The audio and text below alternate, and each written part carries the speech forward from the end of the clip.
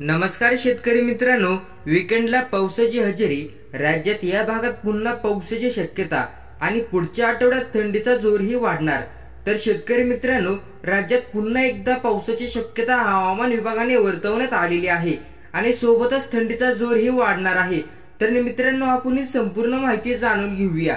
उत्तरेत थंड हवेची जोर वाढण्याची शक्यता हवामान विभाग IMD ने वर्तवण्यात आलेली आहे. उत्तरेकडील थंड वाऱ्यांच्या वाढत्या प्रभावामुळे देशासह राज्याच्या हवामानावरही परिणाम होणार आहे. IMDच्या अंदाजानुसार वीकेंडला पावसाची हजेरी पाहायला मिळणार आहे. भारतीय हवामान विभागाच्या अंदाजानुसार राज्यातील काही ठिकाणी पावसाची हजेरी पाहायला मिळणार आहे. आज वीकेंडला पावसाची शक्यता असून त्यानंतर उद्यापासून राज्यातील तापमानात घट होण्याचा अंदाज हवामान विभागाने वर्तवण्यात आलेला आहे. राज्यातील पुढील 24 तासात पावसाचा अंदाज. उत्तरेकडील थंड वाऱ्यांमुळे राज्यात कोरड्या हवामानात दिसून येत आहे.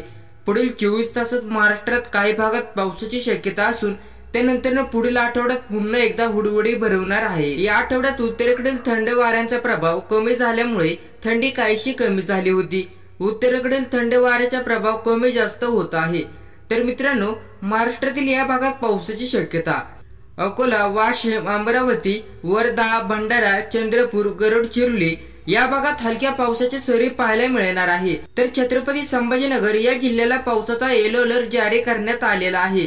आणि वेस्टर्न डिस्टर्बमुळे उत्तरेकडील थंड वाऱ्यांचा प्रभाव यामुळे पुढील आठवड्यात राज्यातील तापमानातही घट होण्याचा अंदाज IMD ने वर्तवण्यात आलेला आहे. वाऱ्यांची प्रभावी सक्रिय स्थिती नैऋत्य राजस्थान आणि लगत पाकिस्तानावर आहे. या सर्व स्थितीचा प्रभाव राज्यातील हवामानावरही पडणार आहे. त्यामुळे पुढील आठवड्यात तापमानाची घट होण्याची शक्यता असून प्रामुख्याने कोरडे हवामान राहण्याची शक्यता वर्तवण्यात आलेली आहे. तर मित्रांनो, व्हिडिओ आवडला तर व्हिडिओला लाईक करा आणि चॅनलला सबस्क्राईब करा. धन्यवाद.